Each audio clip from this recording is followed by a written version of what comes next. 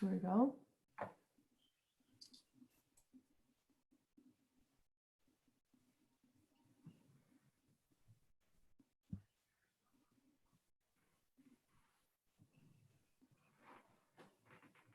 Hello, hello, hello. Welcome, everyone. Nice to see your faces. We're just going to give folks a couple minutes to arrive. Welcome and good morning or good afternoon or evening, depending on where you're calling in from. In fact, actually, if you want to just kind of test out the chat function, please let us know where you are dialing in from today. And we'll get started in a couple minutes as people arrive.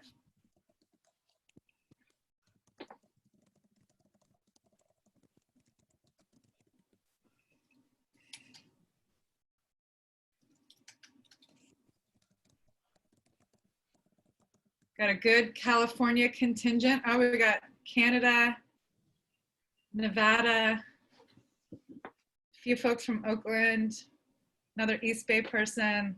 Love it. Santa Monica. Wonderful, wonderful. Long Beach, good. We've got a good California contingent. Last time we had some folks from other parts of the world. Maybe today we will too. So great to see your faces. Good morning, everyone. I am Shadi Salehi. I'm the director of the Trust-Based Philanthropy Project. We're inviting folks as you arrive to enter in the chat box where you're calling in from. Thanks, Alice, for the hello, hello from Oakland. Got a good California representation today. Cool, and you are welcome to keep your camera on or off. Last time we did this, we actually, we broke the internet and we had so many people on that our Zoom crashed and we had to log back in. So it might free up some bandwidth if your camera is off, although we always love to see your faces, so it's hard for me to tell you to take your camera off. So if you're comfortable with it, great, but if you want to keep your camera off, that is also helpful. So either way that feels comfortable to you. If you are having bandwidth issues or if this connection feels slow or spotty, sometimes taking off your video can help a bit. I'm going to get us started with a little bit of Zoom orientation as folks are arriving. Again, my name is Shadi Salehi. I'm with the Trust-Based Philanthropy Project. Today we will do this via Zoom. I know these days folks are probably pretty accustomed to Zoom, so I don't know if it's anyone's first Zoom call, but if you need a refresher, a couple things: you can manage your own audio and video. Those functions are at the bottom left corner of your screen. You'll see a little microphone for your audio and a little video camera for your video. You can turn it off or on. There's also some fun little arrows there where you can set a virtual background if your computer allows for that. Mine doesn't, but yours might. There's a few views that you can take here. So in the upper right, there's speaker view, and there's also gallery view. Gallery view is kind of fun because you can see about 40 people per page, and you can see where people are coming, all the different faces. Speaker view will be the best way to kind of keep track of who's speaking. What else do we have? So we've got a chat function. So in the bottom margin, you'll see a little chat bubble. You can click that and send a note to everyone, or you could also send a direct chat to an individual. And folks are entering in where they're calling from this morning. So we've got a good contingent from across the country. There's a question about the recorded session. We are recording, and yes, the recording will be made available afterwards. So you'll get that in the follow-up email. We'll also include the slides from today and any resources that are mentioned. I think that is some of the basic stuff. So we're gonna jump ahead into our program. First of all, just wanted to take a moment to pause and breathe. This is not business as usual. We know that people are everyone's working from home or remotely. Our lives have been a bit upended. You're probably juggling a million more variables than you normally do on a regular day. And we are definitely in some heavy times. In California, we've been sheltered in place for over a month, and in other parts of the country and world as well. So we are all in it together, but we want to remember and remind ourselves to really take a moment to breathe in these times and remember that there's a lot that we can do to just kind of check in with ourselves. So before we jump in to all the programming of the day, let's just take a moment. If you can get your feet steadily on the ground, close your eyes and breathe out all the stale air. And then slowly take an inhale. 5, 4, 3, 2, 1. Hold it at the top. And exhale on the count of 5. 5, 4, 3, 2, 1. Let's do that one more time. Take a slow and steady inhale on the count of 5. 5, 4, 3, 2, 1. Hold it at the top. And then let it all go. Shake it out.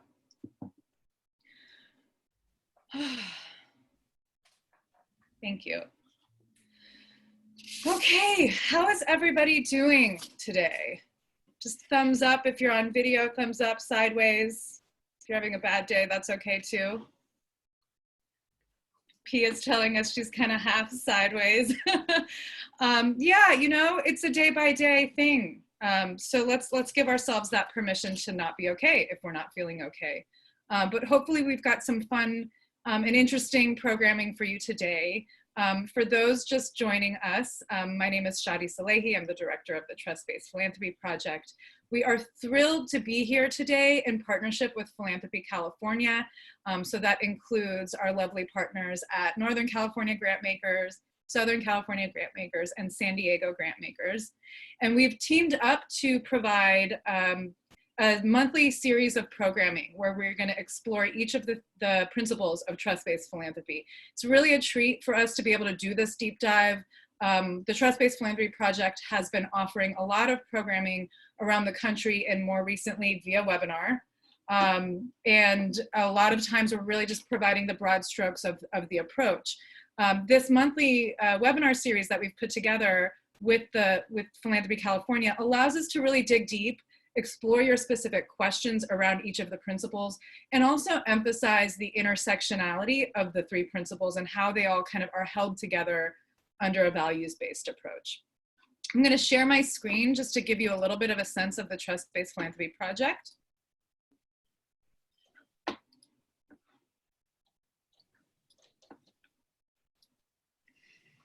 So this is who we are. Essentially, we are a peer-to-peer learning and advocacy initiative. We do this through programming like this and creating space for learning and dialogue.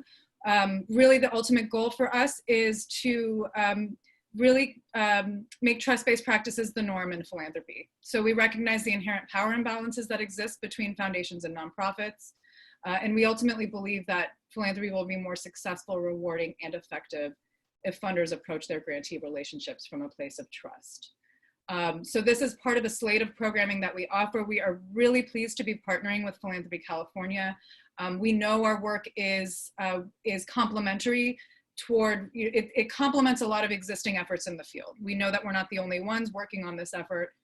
So partnering with like-minded and values-aligned colleagues like Philanthropy California is a really important way for us to build a community of practice and create space for reflection and dialogue and to learn from each other. We see this as we see trust-based philanthropy as a learning journey rather than a checklist. So when we provide programming like this, it's all about story sharing about different foundations' experiences and learnings in practicing this. We also recognize that a lot of the trust-based principles are not necessarily new. You might already practice a number of these principles, but are curious about ways to deepen them and bring more trust-based values to how you show up as a funder. So we've created these spaces for this kind of dialogue. This is one part of a 7-part webinar series. The good news is these are not like, there's no prerequisite to having had go to the previous webinar before joining this one. I think we're about 50-50. We've got about half of our folks here who joined us for the last webinar on multi-year unrestricted funding. And the good news is that we're gonna be, these are all iterative, so they build upon each other, but they are also designed to stand on their own. So today we're focused on doing the homework. You can see the schedule here. In our follow-up, we'll send a link to signing up for the next webinar, which is on simplifying and streamlining paperwork. And today's focus will be doing the homework. So this is just at a glance what our program will look like. Today's agenda will include some story sharing from 3 different foundations on how they've embraced doing the homework. I'm really excited to bring this specific topic to all of you, because one of the biggest questions we often get with trust-based philanthropy is wondering what, is this a rigorous approach or is this willy-nilly philanthropy? And actually there's a lot of rigor that exists in trust-based philanthropy, and a lot of that really kind of starts with the doing the homework process. So we're going to be digging into that. We'll also have a moment for some frequently asked questions toward the end. So we'll surface some of the questions that we hear most prominently when we are talking about these themes. We also invite you to share your questions, and feel free to chat those throughout the discussion today. If it's an appropriate moment to respond to those in that moment, we will. Some questions we might hold for the Q&A portion. And we'll be wrapping you up promptly at 11:30 Pacific time.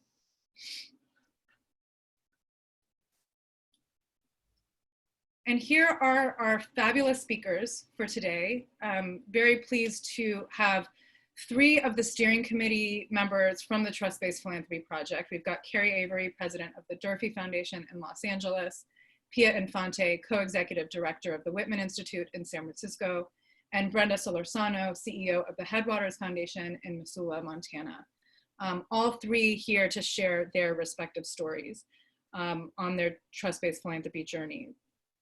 But before we move into the story sharing, I want to invite Pia Infante to share her reflection on the bigger picture of trust-based philanthropy, what kind of the values that undergird all of the practices that we're talking about.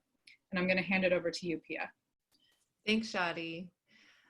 And thanks to you, Shadi, and Kate, and all of Philanthropy California and NCG for always being such wonderful designers and hosts of these learning sessions. Good morning, good day to all of you. I do feel a little bit sideways, like a Teletubby in the water today. Just one of those days. I don't know, there are some days where it seems like I can just drive forward and function the way pre sort of pandemic times. And then there are days where I really wake up like, oh yeah, no, we're in a pandemic. So appreciate you all for being interested in this conversation. I'm really I love that we're going to zoom in to, I guess, the trust-based way of thinking about due diligence. And we're going to zoom out just a moment just to say, where this is coming from and where it's driving towards. I think that the moment we're in continues to highlight exactly how our systems don't work well for most, right? Whether we're talking about healthcare, whether we're talking about democracy, whether we're talking about education.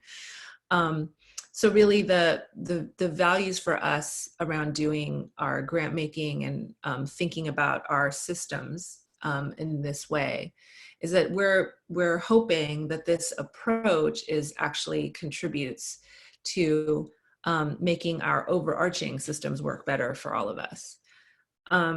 And a lot of the focus, the way the principles are articulated, it looks like it focuses solely on how the grant maker does grant making. So to sort of give it a little bit of context, we really see trust-based philanthropy as contributing to what we hope is a real culture and system shift in our sector. And more particularly, like shifting philanthropy to be more accountable to our community constituencies, and to listen and be better collaborators and partners for our social movement leaders and the nonprofits that they run. So that's kind of a bigger angle picture on what we think we're up to. And we do see trust-based relationships, as you can see from this picture, as kind of a core component. And that is where we're looking at the relationship often between a grant maker and those that they fund. But that also relates to, you know, how a trustee board relates to its staff, how nonprofit staff relate to its, Lucas, are you in here? What are you doing? hi, somebody's not on mute, and you very cutely are being heard by all. So the relationship that is in focus often is the one between a funder and their grantee partner. But I think that when we think about a culture and ecosystem shift, we're looking at how systems operate internally with each other. So how staff relates to staff, how trustees and staff relate to each other. And also on the nonprofit side, you know, we care about the how of how all of this moves and happens. So we believe that, you know, we're moving towards the world we want by shifting culture and practices within relationships, within systems, and then between organizations and institutions. So I hope that's not super vague, but just wanted to say that we don't think that it all boils down to, like Shadi said, a checklist of things that if you do them, you can pat yourself on the back and say, okay, we're done. You know, we deeply care about these values for power sharing and equity, and transparency and collaboration, and approaching all of it in a spirit of service to the folks that are experiencing the most difficult things right now. And we know that in this particular time, there's just a lot of people who were vulnerable economically and in a lot of other ways before the pandemic hit. And certainly it's just deepened and more intense. And, you know, lately we've been seeing all the different ways that the race, sort of the racial wealth gap and sort of racialized ways that that COVID is impacting communities. So all this to say, all of that is part of the context for why we believe this is a culture and systems and structure change, you know, intention underneath these practices. And I will stop talking and let's zoom into what we can kind of in a shorthand way talk about. How do we conduct a due diligence that is rigorous, but that is not onerous, and that doesn't make, you know, really stressed out nonprofit leaders and partners jump through hoops and feel like they're having to perform when literally we, you know, we have to wake up every morning to being in a pandemic. Thank you, Pia. Before we jump into each foundation's stories on how they approach doing the homework, I was hoping you could comment on just why doing the homework, or how it is such a key approach to attempting to be proactive and balancing power dynamics.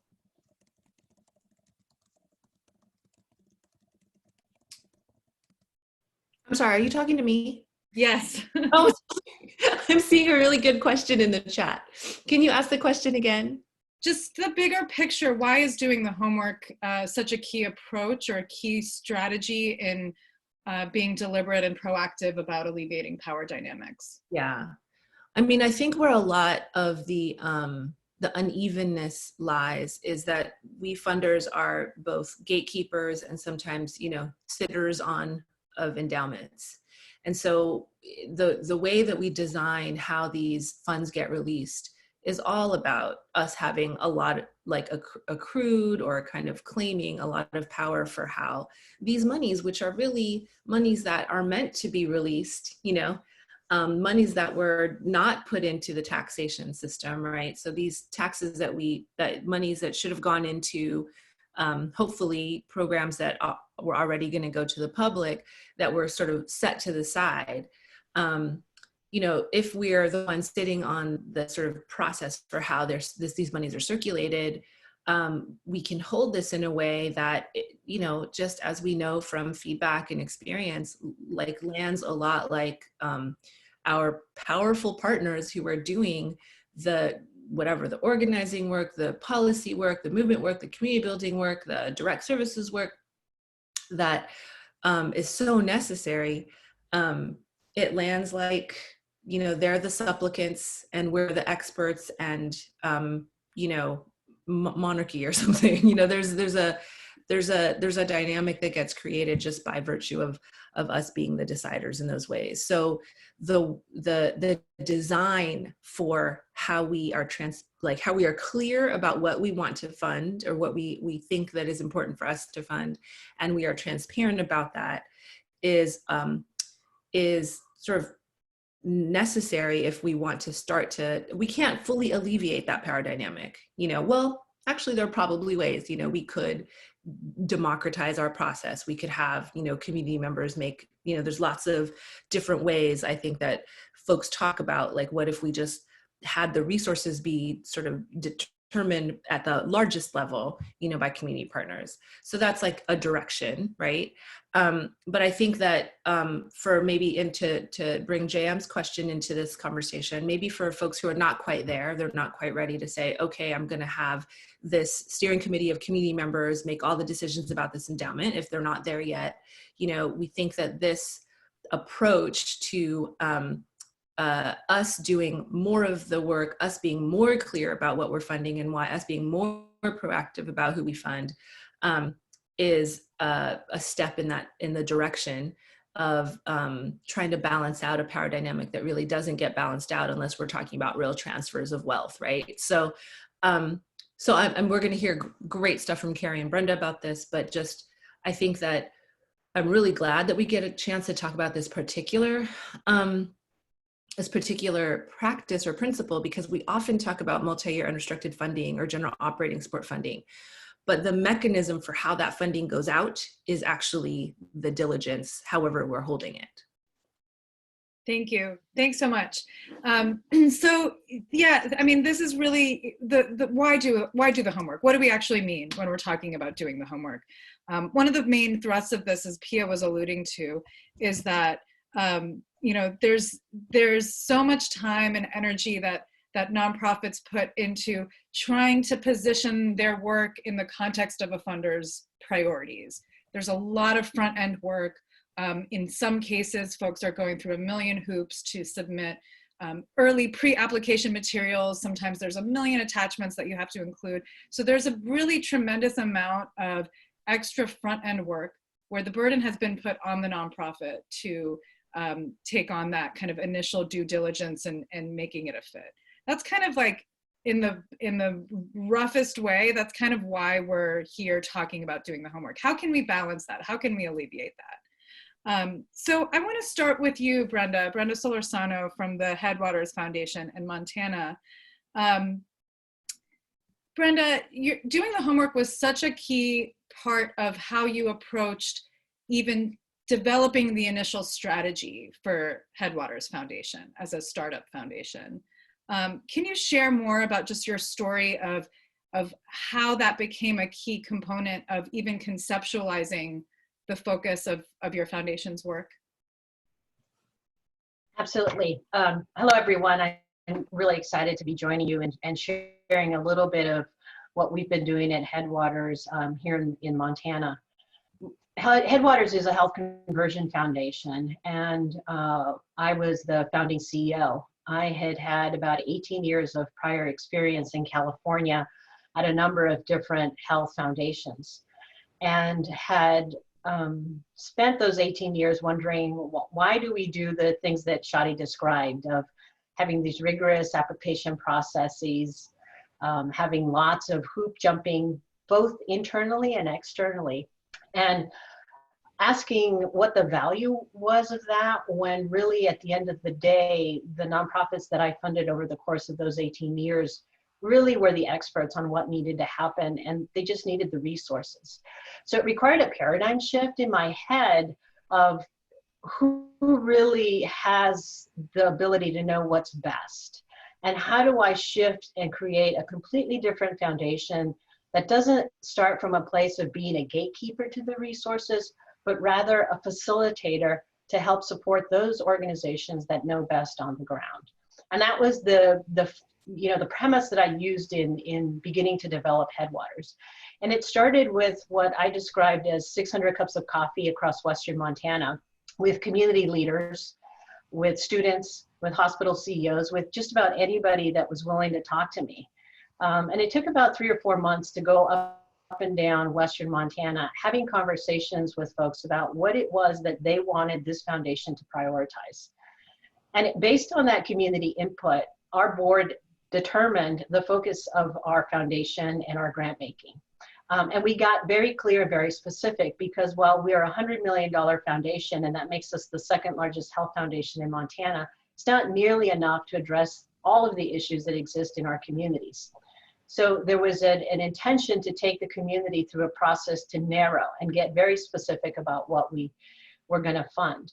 That became the basis of our strategic plan, and we have been communicating that transparently and in partnership with community, because we built it together in terms of what our focus areas have been. That has created the ability for nonprofits to understand, are they potential partners with us because they mission align to our strategic plan? And if you're a strategic partner on the ground doing this important work that's mission aligned to the foundation's strategic direction that was defined by the community, then we should be funding you. It's pretty basic. And if you're not mission aligned, then we aren't going to fund you. And I had lots of conversations with nonprofits that did not fit our mission alignment. And they were so appreciative of not having to turn themselves into a pretzel and to do other things that would require them to maybe position themselves to access some resources. And that allowed them to focus on their mission work and not on chasing dollars. Likewise, it became very easy for us to say, yes, you are doing the important work that is furthering our mission. We are going to give you resources. That's been how we've thought about it, at least in the conception of the foundation, doing the homework. It was our responsibility to have these cups of coffee. We also had a series of town hall meetings in every county that we worked in. We did all the work of collecting all that information from community, and that became the basis of Headwaters. Thanks, Brenda. Can you share a little bit more about how doing the homework continues to be a part of your approach now that you are giving grants? Yeah, I think this is the part that I'm really excited to share about, is the work that we've been doing on our grant making. Doing the homework piece of it, as you will hear from Pia and Carrie as well, varies at every foundation. There's different ways and different approaches to doing the work. I'll share a couple of examples that we're doing here at Headwaters, just to get us started.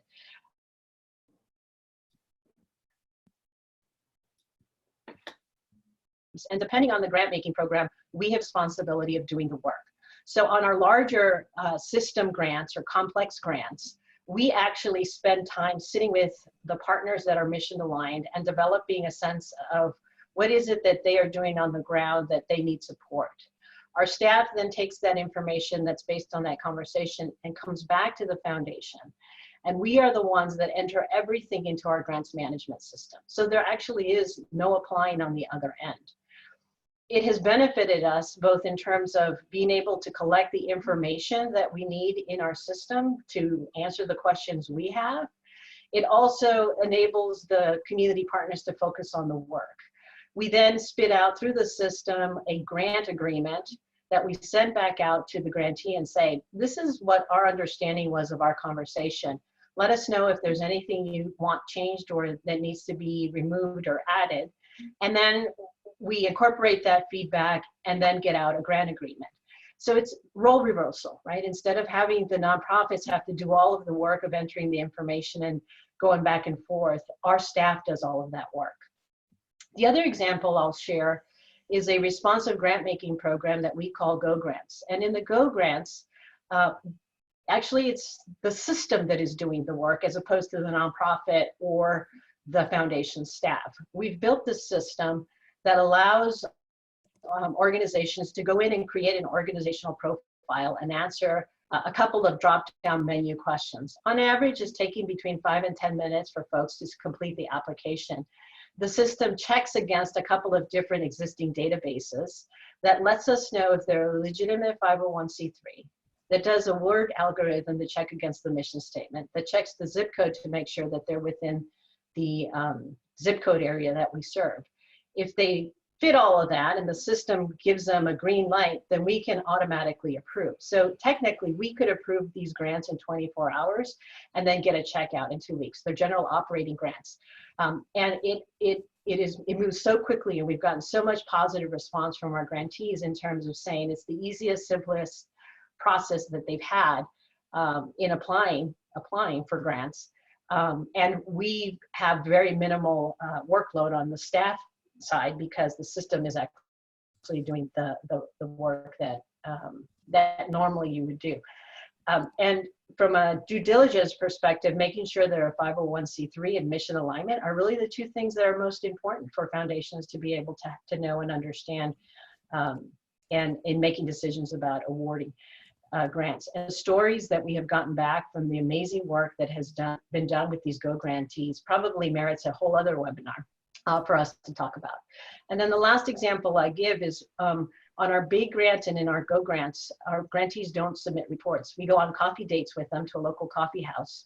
And we have a conversation, and staff takes notes and comes back and enters all of that into our system. So that is how we're actually tracking the stories of impact and outcomes from the grants that we're making. So those are just a few of the examples that will get us started. I know Carrie and Pia have other ways that they've thought about doing the homework. Thanks, Brenda. There's a few themes that I want to just pull out of what Brenda was just describing. One thing is that you're hearing her speak about streamlined paperwork, as well as getting feedback from grantees and being transparent and responsive. These are other trust-based principles. So one thing just to remember is that all of these principles are more effective when practiced together. And so you'll hear themes of these other principles kind of woven in throughout our discussion today, because they're all inherently connected in a trust-based approach. Thank you so much, Brenda. There was a lot more there that I would love to explore more as we get into the Q&A section. But for now, we're going to move on to Carrie Avery, president of the Durfee Foundation in Los Angeles. And Carrie, I've got your slides, so let me know when you're ready to go. But first, can you just kind of set the stage for folks on Durfee's approach to doing the homework? Sure. What does this look like? Yeah, well, I'll talk for a moment about Durfee, because I love going after Brenda, because we come from such different places, because she had the ability to build a brand new foundation from the ground up based on the harder knowledge that she had working in traditional philanthropy. Durfee, on the other hand, is a 60-year-old family foundation. It was founded in Los Angeles in 1960.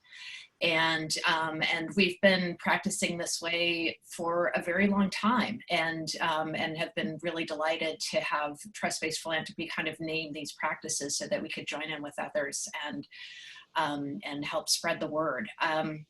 We have 4 staff, just so people, because that's something that we hear a lot on this Do the Homework, is like, oh my gosh, we don't have enough staff, we don't have enough time to be able to do that. But we are very small staffed, and this is the way that we operate.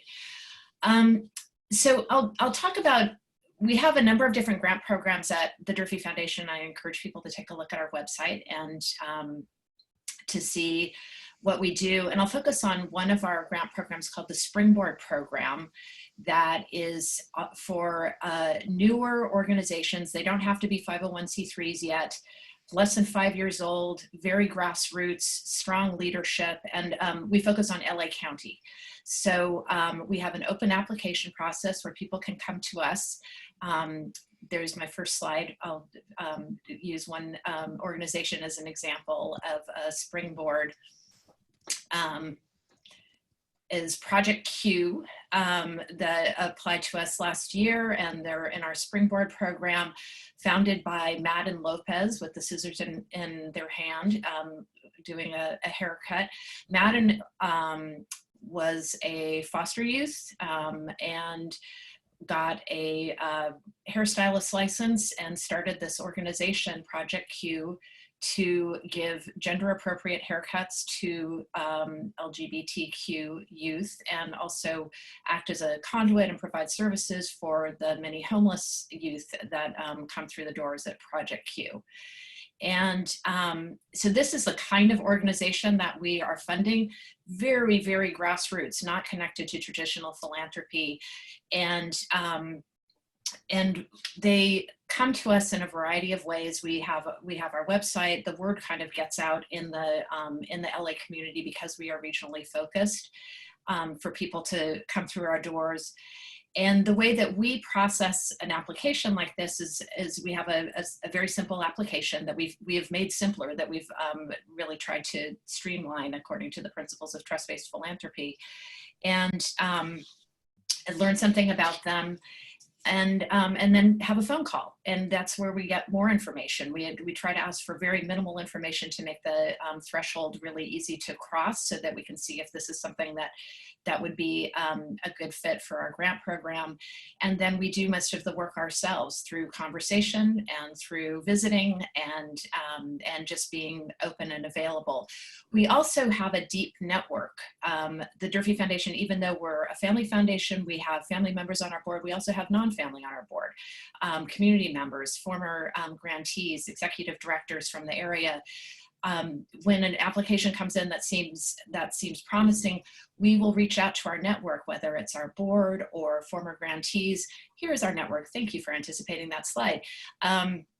We have our sabbatical program that that a lot of people know about us, where we give grants to longtime executive directors to take a sabbatical leave from their organizations. We've been operating this network for over 20 years, and all of these people, we can lean on them because we're issue agnostic. We don't have subject matter expertise, and if we get an application in domestic violence or mental health, we have people that we can go to get further information about these organizations.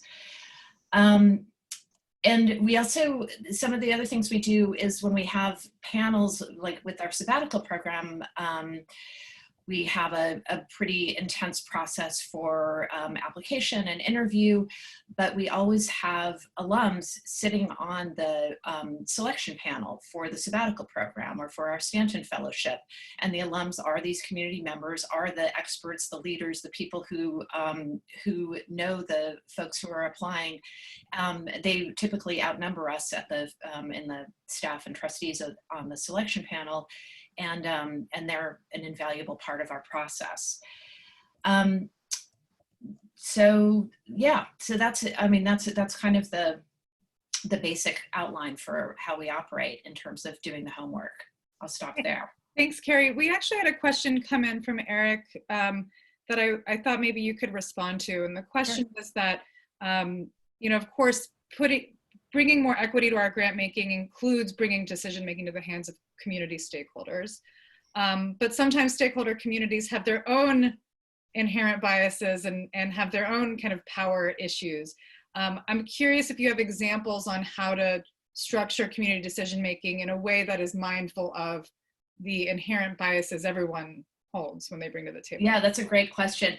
I mean, I'm not going to say that we're not full-on participatory grant making, which is a way that some funders operate that I totally respect, where it's, funders turn the entire decision-making process over to the community. We're still holding on to the decision-making process, but it's informed by the community. But the question is still an important one. When we're looking for people, we really have a no jerks rule, and that's a screen that we apply. And because we operate in this network model, we have retreats, we do lots of events where we bring people together. We want to like the people that we're working with, and we want them to like each other. And so we have our radar on for, who are the people who are territorial, who don't play well with others. We're really looking for the collaborators and the generous folks who recognize that the more that we open things up, the better we all are. And the more that we partner, the better we all are. So that's something that we're paying close attention to. I can't say that we're perfect at it, but it's part of our values. Thank you. Pierre or Brenda, do either of you want to comment on that question about those inherent biases that we all hold? I can hold. Brenda, would you speak to the process you did that was community driven, where you had nonprofits identify other nonprofits to receive long-term funding? I thought that was really a very community driven process. Yeah, happy to share. So one of the things we heard from our community through that 600 cups of coffee and town hall meetings was they wanted us to focus on early childhood as a primary investment. We looked around the country and looked at other models and realized that most of the states who have early childhood efforts have an anchor organization that drives efforts at the local level. And so we went down that path of developing that model. And instead of putting out an RFP and application processes and taking months and months to figure out who we were going to fund in any one of our communities, what we ended up doing was holding a meeting in every community we work in, putting up on the board the 10 things maybe that we would look at if we were making a decision around what would make a great anchor organization to do this work for the community. We then asked people in the audience, and the audience was made up of anybody who wanted to come. It was open. We put it on our website, we put it in the paper, we told people to pass it along. So it was a big groupings of people. And ask them, nominate who you think in this community is a nonprofit that meets these criteria. And at every meeting, there was a number of organizations that were nominated. We then told everybody that we were going to vote in real time. So we used cell phone technology, had them pull out their cell phones and vote on one of the organizations that was nominated in their community. And we told everybody that it would take whatever organization got to 70% of the vote of people in the room would become the organization we would fund. And in every community that we did this, it only took one vote to get to 70%, which to me was an indication that community knows best. They know who are trusted leaders, who had the expertise, who met the criteria. We've been working with those organizations now for about 1.5 years, and they have been phenomenal partners. The community was right. And we were able to do it in an afternoon and not over months and months, and completely, totally transparent. And the power was really with the community. And I remember one of my board members was at one of the meetings, and he came running over to me and said, "Brenda, I know you said we were going to do this, but are you really, really sure that we should do this?" And I told him, yes, it's okay. Let's trust the community. And this gets back to that whole notion of it's about building a culture of trust. And it's worked out. And that board member now often laughs and kids with me about, remember when I was nervous about that? And community was right. Thank you so much, Brenda. Carrie, one thing that has come up quite a bit in this moment is that the trust-based principles have kind of like pronounced meaning in this current pandemic moment. And I'm curious how you and the Durfee Foundation team have deployed your approach of doing the homework in your COVID response as an organization. Yeah, I was thinking about this question, and I don't feel like doing the homework. I feel like that's underneath our COVID response. Our COVID response has been to release 2020 grants immediately, whether they were scheduled to go out in December or October or whatever, but to get them out the door in March. We started peer networks, it was smaller peer networks that people can meet week by week, especially to help with leading online, which is a new challenge for so many executive directors right now, and just examining everything, including doing emergency funding and making general operating support grants to food security organizations that are in our portfolio, getting those out quickly. I feel like the doing the homework part, we can do this because we did the homework, because we have the trust and we have the knowledge that the organizations that we work with are solid and they will do the best they can. And of course, we're going to give them general operating support and get it out there as quickly as possible, because everybody's scrambling to deal with what's in front of us right now, which is changing constantly. And so I don't feel like it's underneath. Like if you do that, it sets the stage for success in these really difficult times. Shadi, if I can jump in on the COVID situation for Headwaters, I think we had a lot of similarities with what Carrie has shared in terms of, because we were in relationship, because we had already provided a lot of general operating support, a lot of our organizations were able to pivot in a moment, especially our policy advocacy groups and our Montana Nonprofit Association pivoted completely and have become go-to resources in the state, and all the other funders now are jumping in. And I'm like, well, you know, you could have done this beforehand. The other thing that we did is we asked our board to approve an additional allocation to address some of the needs that we were seeing and hearing from our community partners. So our staff, in terms of doing the homework, spent the first 2 weeks probably of lockdown time talking to all of our grantees. What's happening in the communities across Western Montana? What are the greatest, biggest needs? Developed a portfolio of what these were. For us, it was early childhood for frontline workers, food security because of the impact, the economic impact that this is having in our communities, and then additional support to all of our grantees that are on the front lines in the more rural communities in our state. And the board approved the buckets, they approved grant ranges, and then the next day after the board meeting, our staff called all these organizations that they had been talking to, that had been identified through the process and talking to our grantees, and said, we're going to make a grant, expect a grant agreement in a week or so. So it was another way that we were able to move quickly. And again, but with the building of the culture of trust at the board level, at the staff level, it allowed us to trust community and what we're hearing, our board to trust our staff recommendations. So it all sort of comes together around trust always.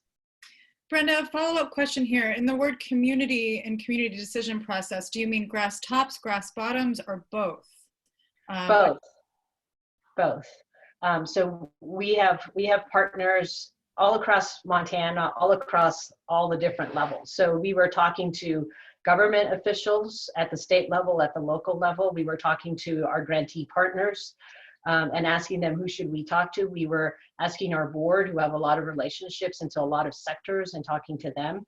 And we always, whenever we're engaging in these conversations with folks, we always end the conversations, and who else should we talk to? So that it isn't always maybe just the people we know, it is much broader. Thank you, Brenda. I'm gonna move, we have a lot of great questions that are coming in through the chat. I'm gonna move on to you, Pia. One, to kind of explain the Whitman Institute's approach to doing the homework, and just kind of specifically walking us through the specific steps that you take in doing the homework, particularly in trying to balance trust and getting information to share with the board, and kind of how do you balance that? Yeah, please go ahead. I definitely saw that question. I definitely am going to incorporate it. Before I jump into the Whitman Institute, first of all, can we just say snaps to these amazing women like Carrie and Claire is on the line, and Brenda? I mean, not to like be vulgar, but these are some dope ass people, right?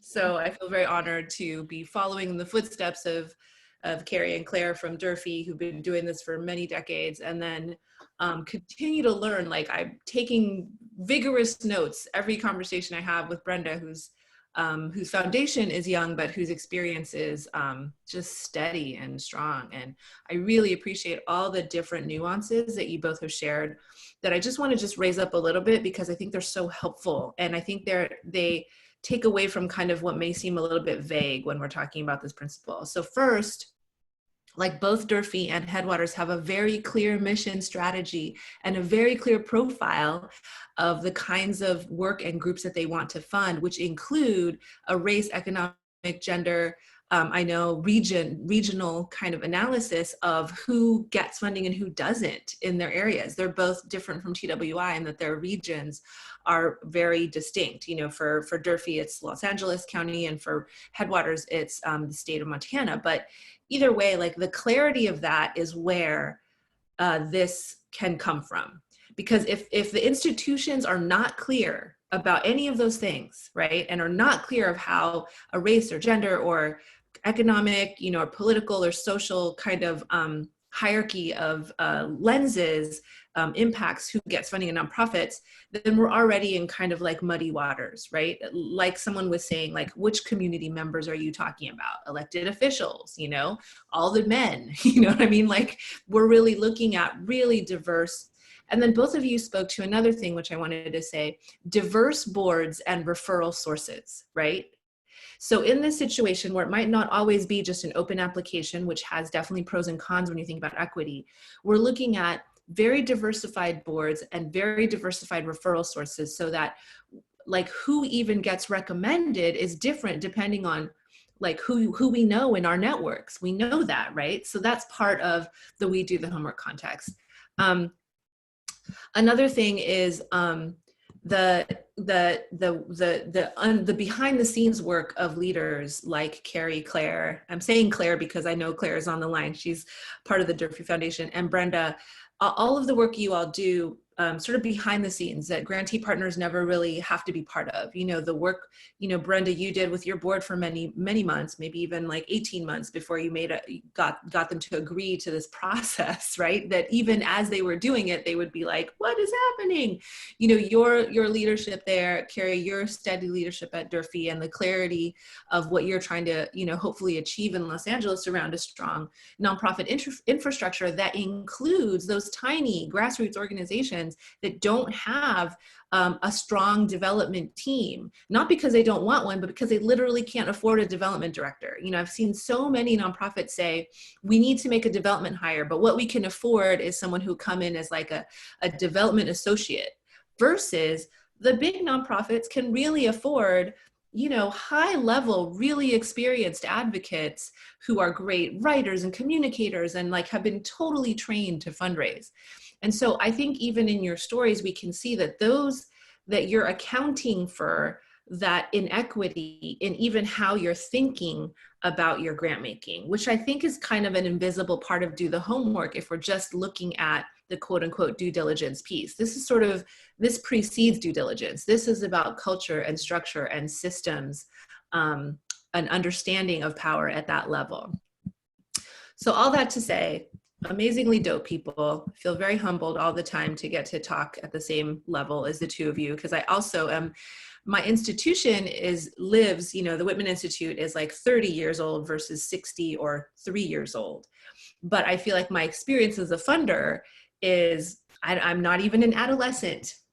I'm like a kindergartner compared to Carrie and Claire and Brenda. So, you know, I always hope that what we can offer at the Whitman Institute is tempered by our complete regard for these people, these practitioners. So there's a question about like what it looks like specifically, how we begin to trust a nonprofit that we might not know to make grants to.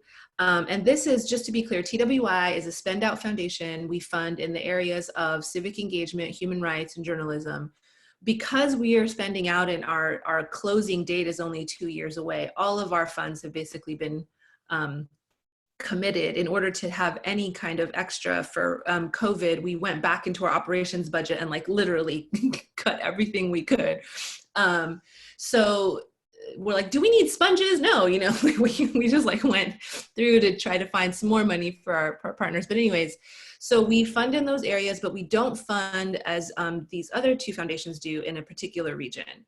And we've always said that we don't know that we can ever take credit for like a specific policy impact in a specific issue area, because we're sort of generalists who care about overarchingly kind of a strong inclusive democracy and human rights and communications and journalism. So we know that it's so broad and our endowment was so modest that we were never going to try to take credit for like, like same-sex marriage or something like that. But we were thinking that the way that we funded, and this is something our grantee partners told us over time, ended up being the how piece, ended up being something that was sort of significant and turned into this articulation of trust-based philanthropy, which was actually given to us by our nonprofit partners.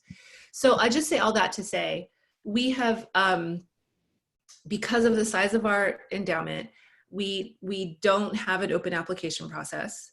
Also, if we got applications from all over the world, we recognize that we would say no to 99.9% of every application that came in. So we weren't sure that felt like inequitable, but we do have this lens around in these areas that we are want to make a contribution to. We do know that Black and Latino and Indigenous leaders get the least funding. We do know women funders get least funding. We do know that, you know, organizations with a budget size of under $1 million, certainly under $500,000, have a very difficult time getting large grants. We do know that many grant makers do not do multi-year support, even though these two stellar institutions do.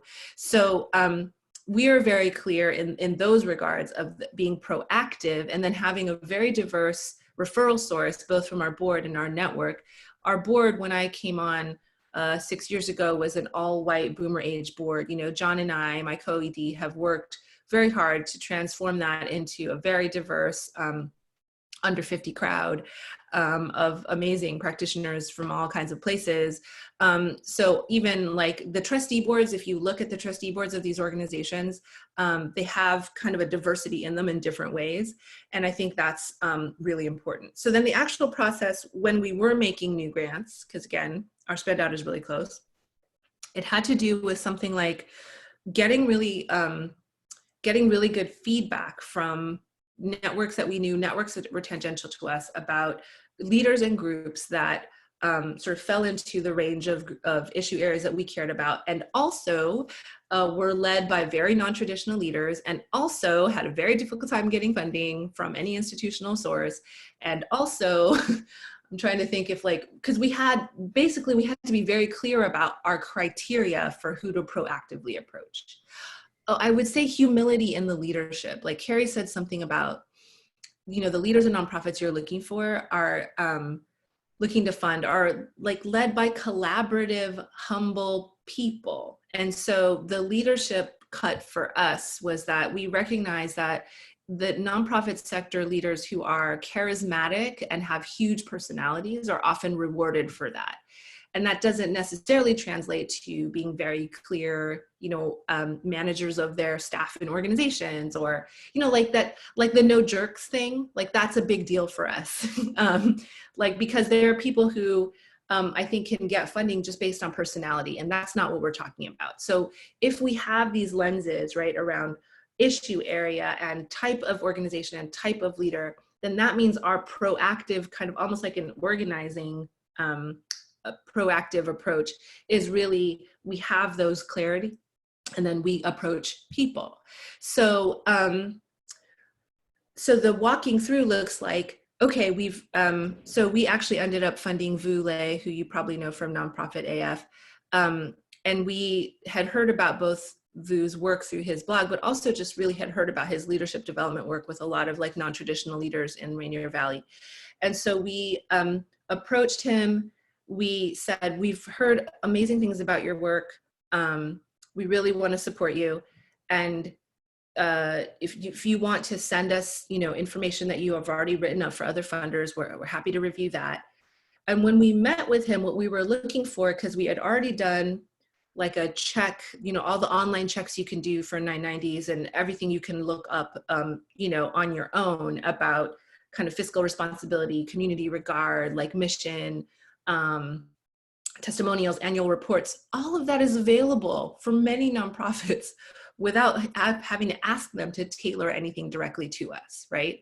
So we approached him, we asked him to talk, we asked him to send over anything he had already written for somebody else. He didn't even have to take the name of the other foundation off of it. And then before we met with him, this is a key piece that I think is part of trust-based philanthropy, we read what he sent us. I will emphasize that reading what folks send us is like, it is definitely a power move to not read something someone sends you and to ask very repetitive questions to like what they had already written down, right? So if anyone has ever run a nonprofit or been part of fundraising for a nonprofit, like raise your hand if you've ever said in your mind, oh my God, this person didn't even read the website. Like I sent like a 5-page really clearly, this is our strategy. And now they're asking me, so what exactly is your strategy for blah, blah, blah? You know, like, so even just reading what they write, finding a time to meet that's on their schedule and what works for them, right? Not making them come to us or in the old days to our office. All of that is already, we're mitigating some of those small kind of micro aggressions that we can conduct kind of almost like unknowingly on our nonprofit partners. So we do all that. We have the conversation. Through the conversation, what we're looking for is, does this person seem to live up to what our understanding is of him as leader? Then, often we try to attend programming that they are putting on so we can get a sense, how does this leader interact with inside of the programs? How do the programs interact inside of each other? How does the staff, have a trust-based culture, and does the community that they're, accountable to also seem to trust them? So we try to have like lived experiences of those things to get an understanding. So all of this to say, then we say, okay, we'd like to fund you first for maybe a year. And then, because sometimes we start with an annual grant and that leads to the multi-year funding. So if people are asking questions about like, how do you get to that like vaunted like multi-year place, for Brenda, they have Go grants, for Durfee, they have other mechanisms probably to figure out like, is this a long-term partner? And so we do that, and we try to be very transparent up front.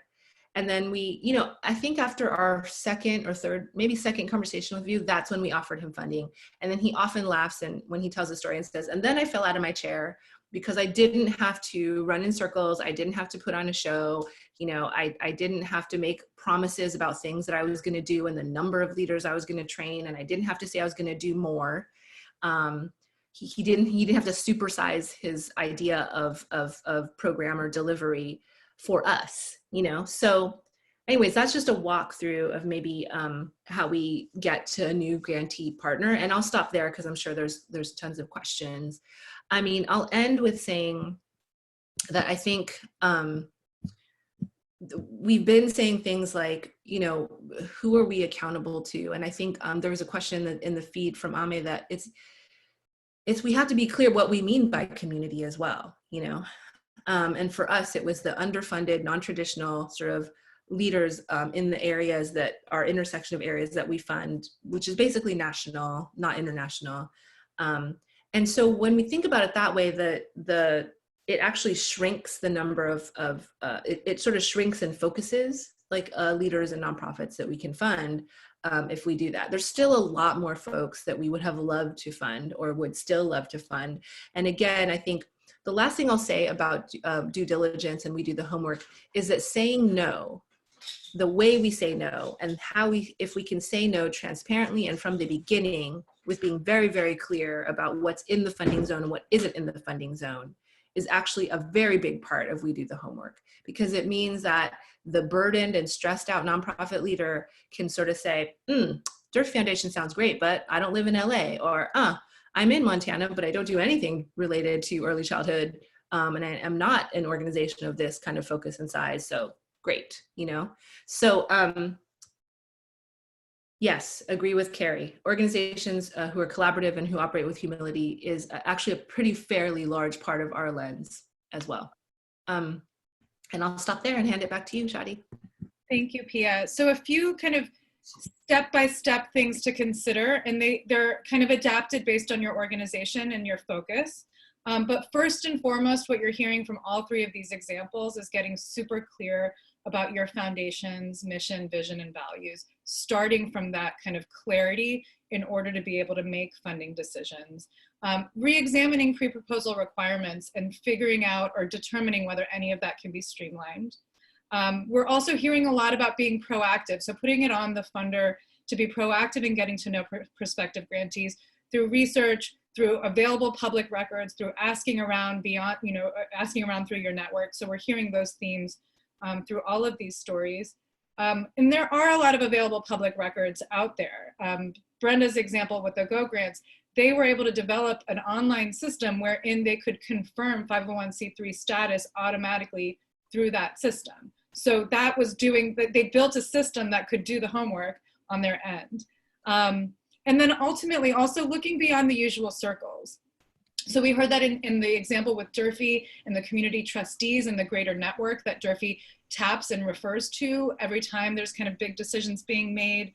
And like Pia was saying, as they've diversified the board, that helped the Whitman Institute kind of look beyond their usual circles and being deliberate in identifying traditionally underfunded leaders and organizations. So those are some areas that you can kind of examine and pursue. Of course, the way they show up in your organization will look kind of different. And so we hope some of these different examples give you a sense of what's possible. We're going to move into our Q&A portion. And basically what we've done here, we're going to surface some of the questions that we continue to see in the chat. And then there's also some FAQs that we often get when talking about this stuff. So I'm going to share my screen once again. Okay.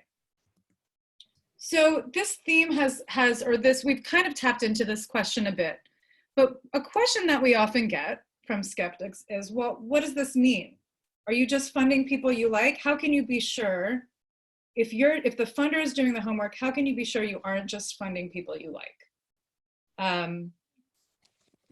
Which of our speakers would like to I'm happy to jump in. I mean, we do like the people that we fund, but I think the question is about, that you're not just have some sort of inner circle of that limits your reach.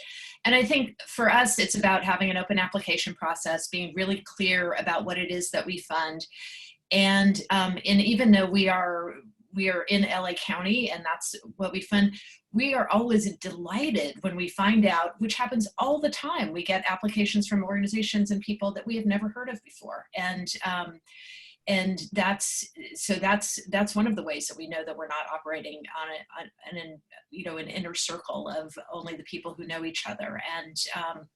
And then it's also just about challenging yourself and making sure that you aren't staying comfortable with only the people that you know, and making sure that you have mechanisms to reach out. And our wide network helps us by referring people to apply to us, and for us to really think about what it is we're doing. And also from an equity point of view, we take time we break down our grants and look at what we're doing and see where are the holes in what we're doing. We just did a big exercise in this recently where we were recognizing that we had we hadn't been as strong funding in the LGBTQ community. We hadn't been as strong in the environmental community. And so, and then we double down on that and do extra outreach in the areas that we identify that we aren't as good in. Thank you, Carrie. Brenda or Pia, do you want to comment on this one before I bring in another question?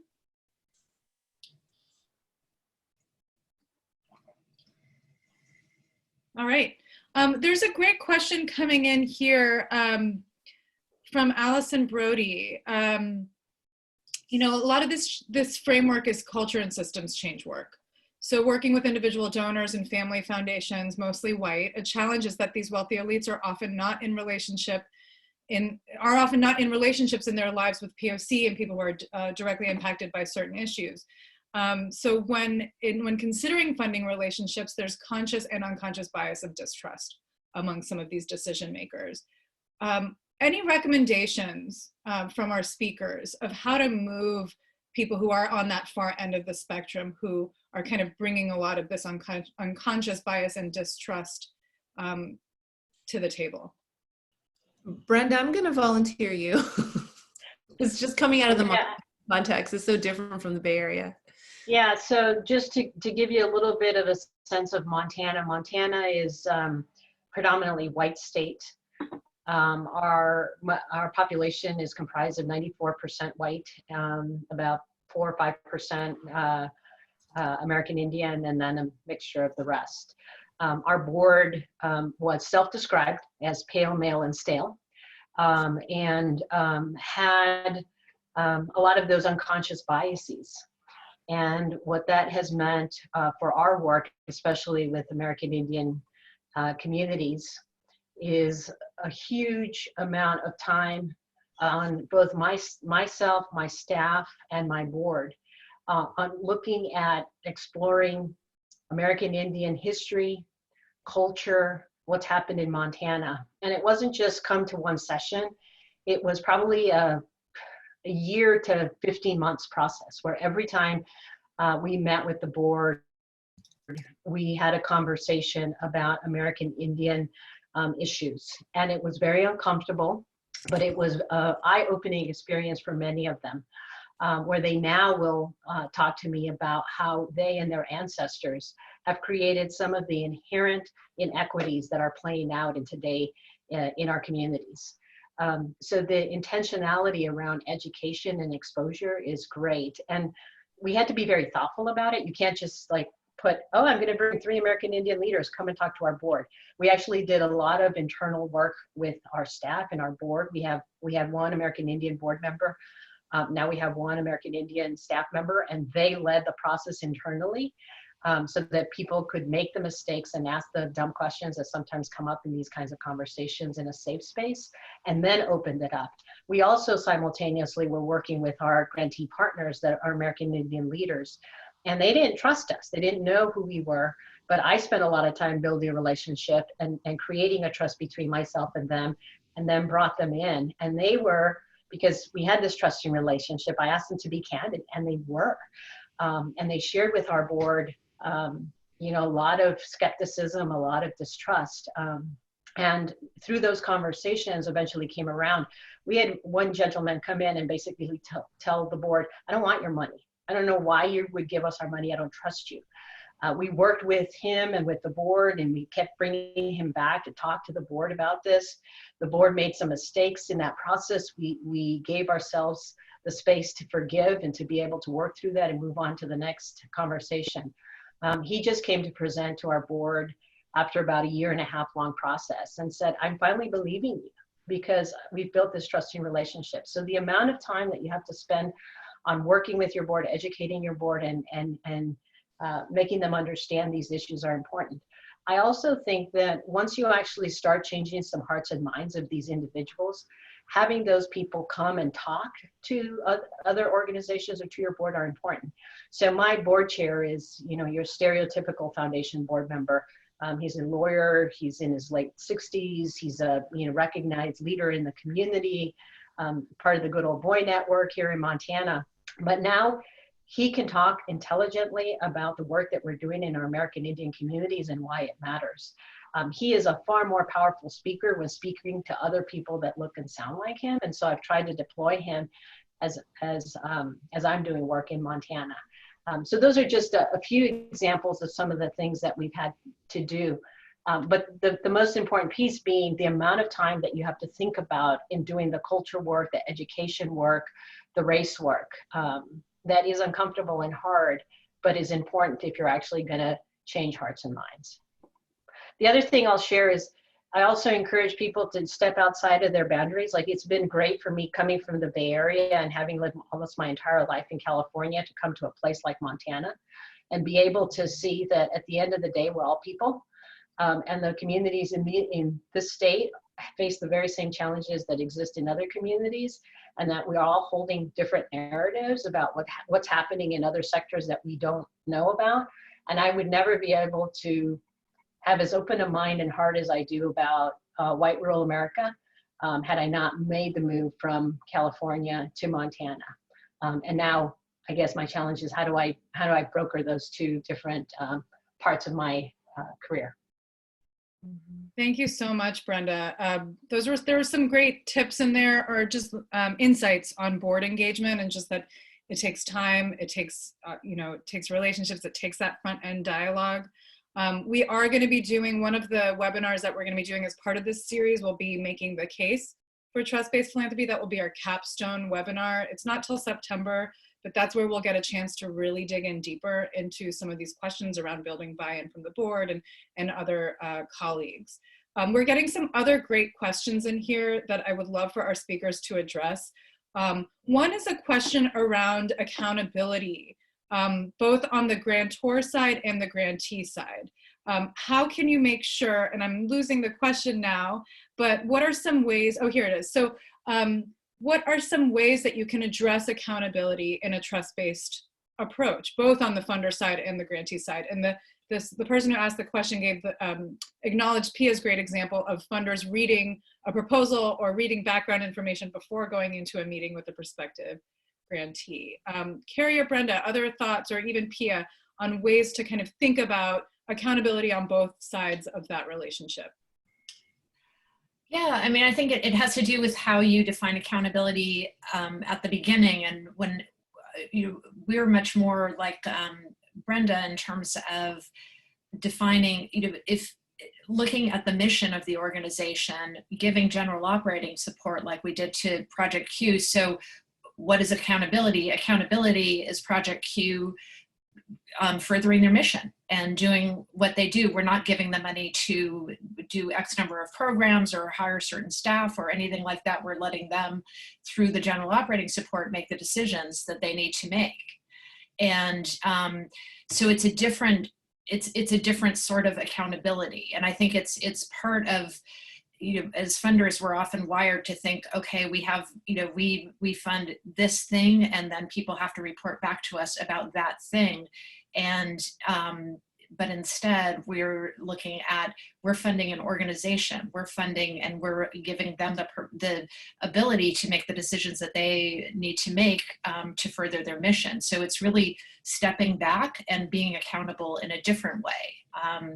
And it works for us. It really does, because then we're also much more in this role, this relational role with the organization as they contact us if they're hitting bumps in the road and want to talk to us about, this happened or that happened, and what other resources can we access, or what advice do you have, or can you connect us with people? And we're able to do that because they're not afraid to reach out to us because they said they were going to do 10 programs in the first quarter of the year, and they're only going to do 4, and they're afraid that we'll ding them for it.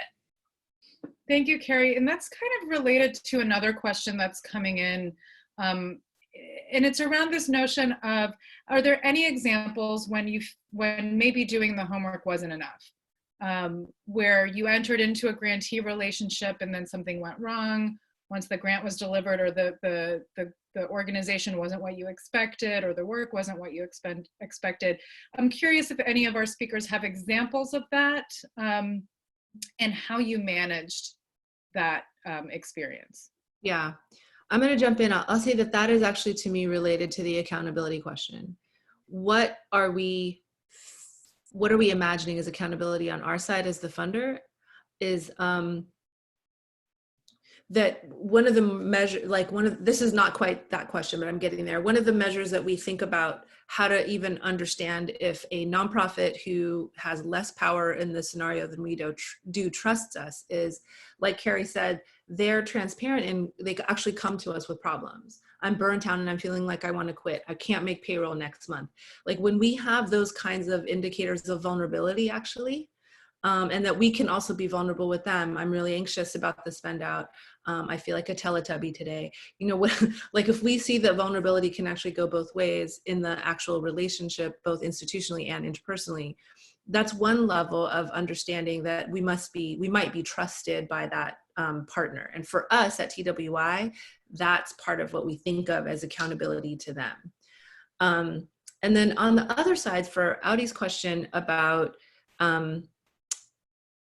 what if on the accountability side of the nonprofit that something actually goes a little bit funny, and we think, I don't know that this is playing, I don't know that this is what we imagined. I think, first of all, we have to be clear what accountability means, because lots of things go wrong in change work. It is not linear, it is complex, and it is long-term. So if we're gonna ding people because the pandemic happened and they can't offer as many youth programs in person as they could, then there's already, like, in that definition of accountability, it's already controlling and restrictive.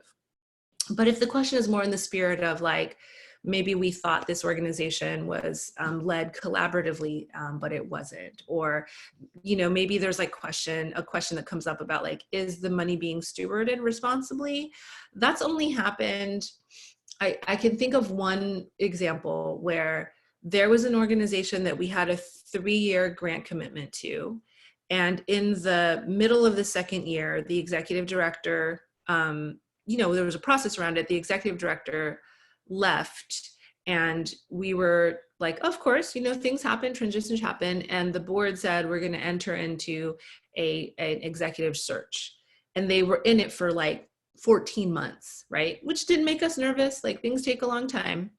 But the decision that was made at the end of a 14-month search was that the board chair was going to become the ED. This was very confusing to us. We were like, wait, what? We were confused by that. We thought maybe their process wasn't particularly transparent. We didn't know there wasn't sort of a discussion in the beginning that the ED was going to that position was going to be held by a board member. And it felt a little bit haphazard and maybe slightly irresponsible.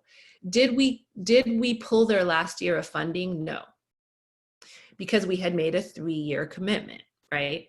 So this is not an example of, we were a little concerned about something, so boom, you don't get your 3rd year funding, that's not operating in a way that feels to me accountable to our commitments. But it did influence our decision of whether or not to renew them for multi-year funding.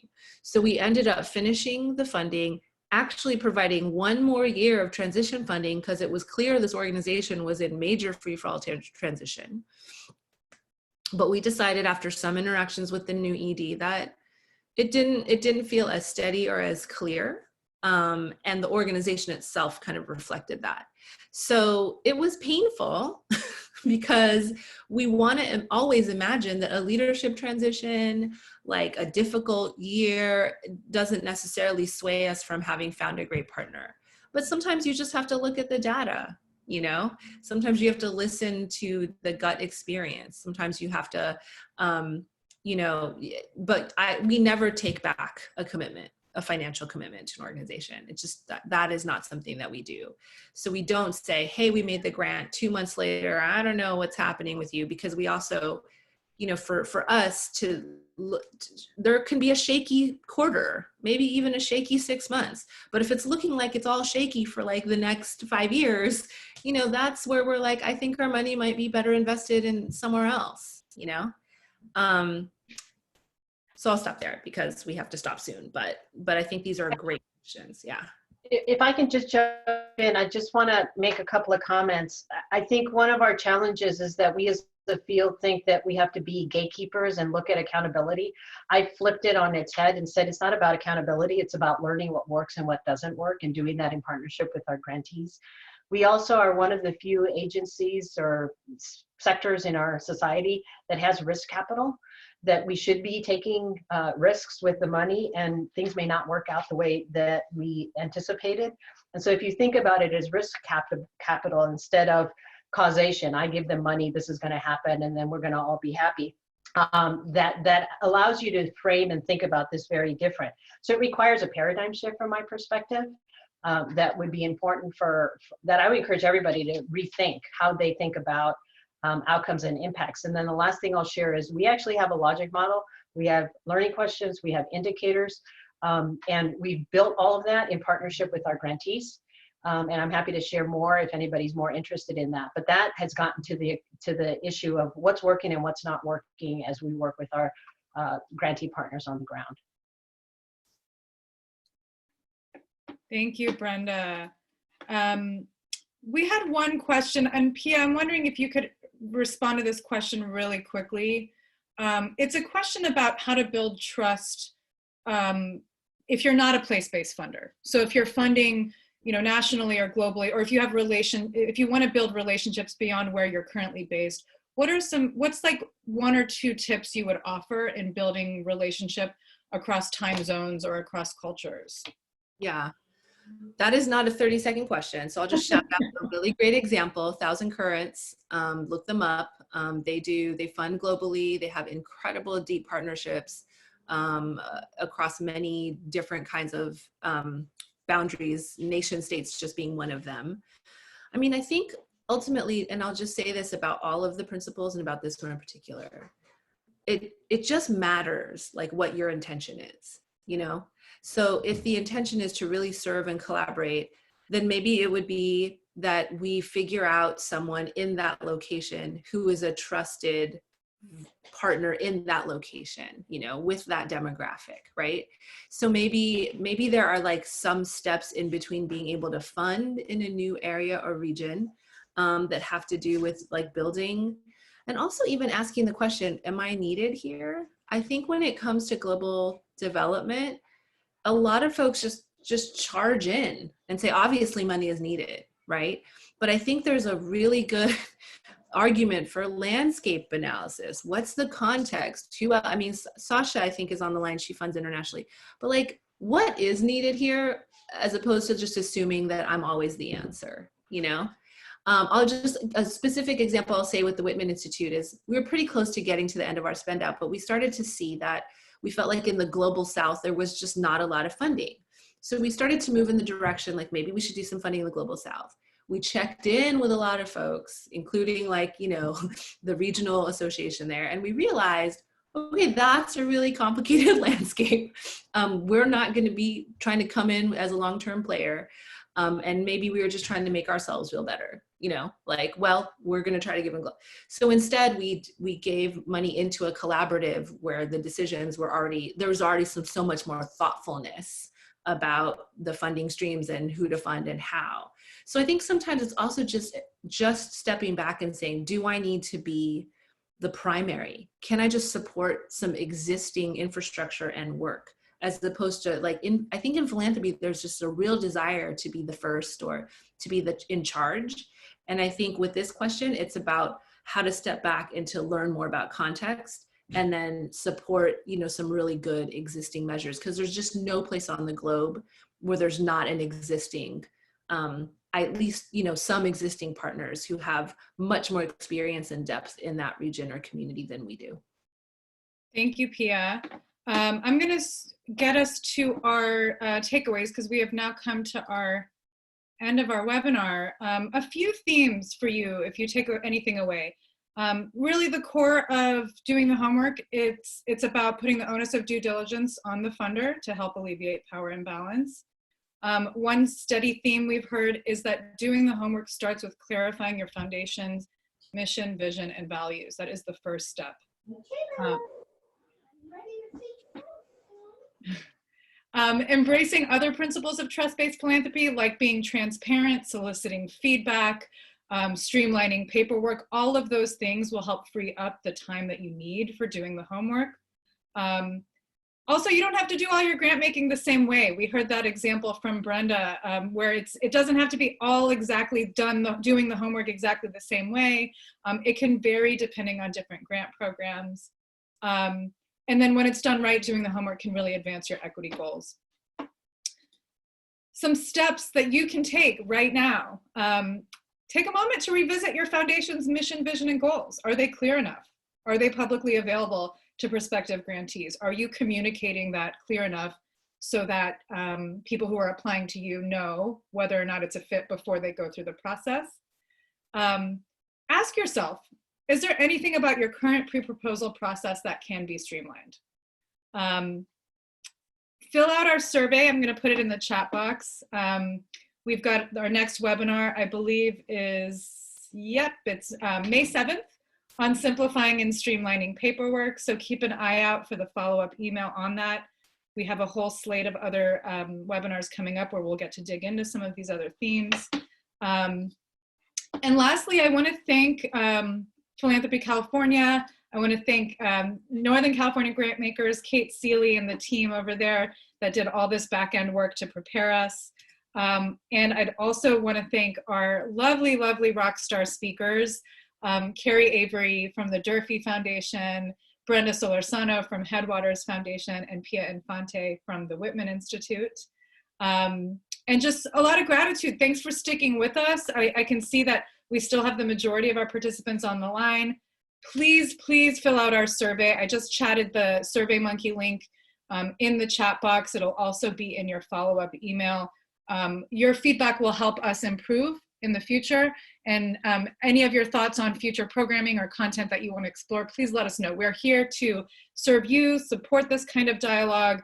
And thank you. Thanks for all the questions that you brought to the table. We appreciate you. We appreciate you.